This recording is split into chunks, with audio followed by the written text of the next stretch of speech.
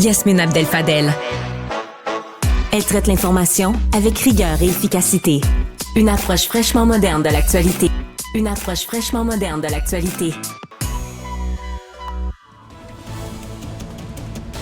14h30, allons retrouver notre collègue Yasmine Abdel-Fadel. Bon après-midi, Yasmine.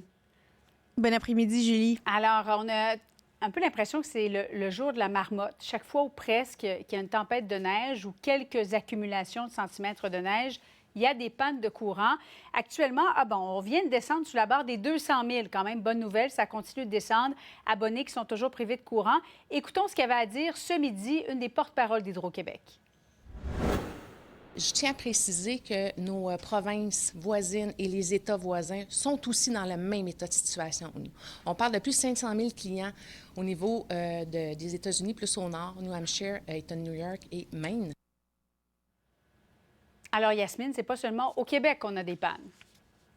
Je comprends, mais au Québec, là, dans la dernière année, des derniers 2 ans, là, s'il y a une brise, panne de courant. S'il y a du vent, panne de courant. Un verglas, panne de courant. Il pleut, panne de courant. Il neige, panne de courant. Là, on n'est ni dans une situation de crise du verglas, ni dans la tempête du siècle. Là. C'est 15 cm de neige. Ça, là, pour un pays nordique, là, c'est une journée bien normale. Rien de quoi fouetter un chat.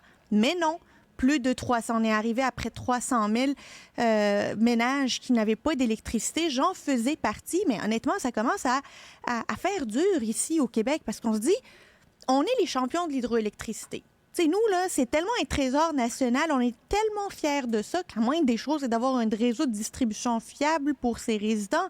Toute la semaine, on nous a cassé les oreilles avec la consommation respectueuse de l'environnement, la consommation, il va falloir faire attention, regarder notre consommation. Bien, on la regarde tellement, notre consommation, qu'on n'a plus de consommation dès qu'il y a 15 km/h de vent, là.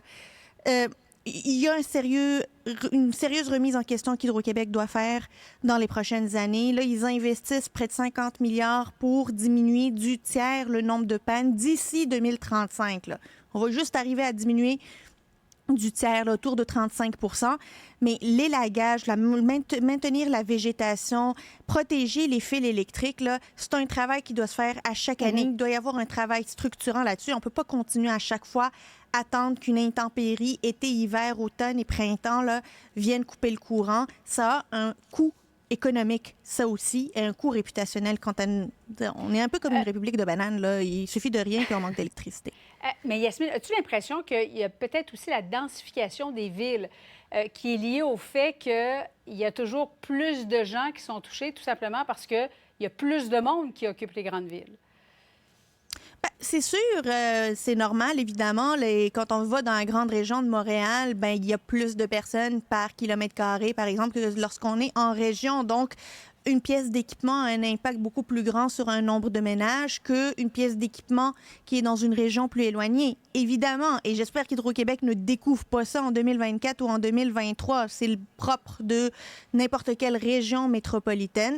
Et c'est pour ça qu'il faut porter une attention particulière à la végétation qui nuit au circuit et au fil électrique dans la grande région métropolitaine parce que une pièce d'équipement a un impact énorme sur un quartier, contrairement à, par exemple, en région. Et de là où il faut prioriser, même dans la stratégie d'élagage, la stratégie de maintien des végétations, les grandes régions urbaines, parce qu'il y a un impact, évidemment, sur la population. Il y a aussi un impact économique. Là, ce matin, je pense qu'il y a bien du monde qui travaillait de la maison, qui ont travaillé au ralenti parce qu'il n'y avait pas d'Internet, qu'il n'y avait pas de...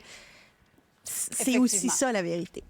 Et tu as même ressorti ta fourrure hivernale, Yasmine, pour cette tempête de neige. Pour une dernière fois. Une dernière fois.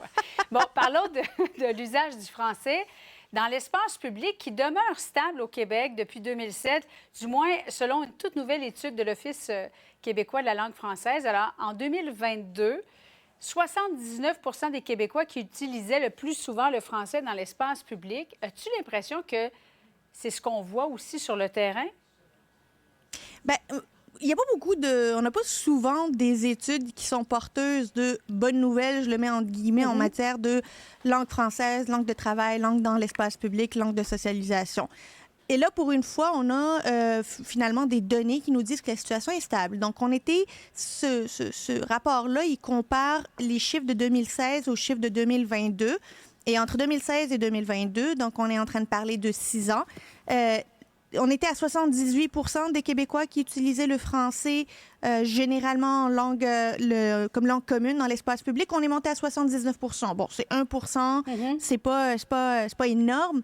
Mais ce qui est aussi intéressant, c'est que l'anglais a reculé de 10 à 8 %. Donc là-dedans, il y a quand même des données qui sont intéressantes et j'ai bien hâte à la prochaine étude pour savoir si c'est une réelle tendance qui se maintient ou on a vraiment pris une conscience collective sur l'importance de protéger le français, l'importance de socialiser, de sortir, de travailler en français. Et espérons-le qu'on va continuer à monter ça. C'est 1 % à la fois. Chaque fois que le français gagne du terrain, on est tous gagnants. Yasmine, merci beaucoup. Bonne fin d'après-midi à toi. Au revoir.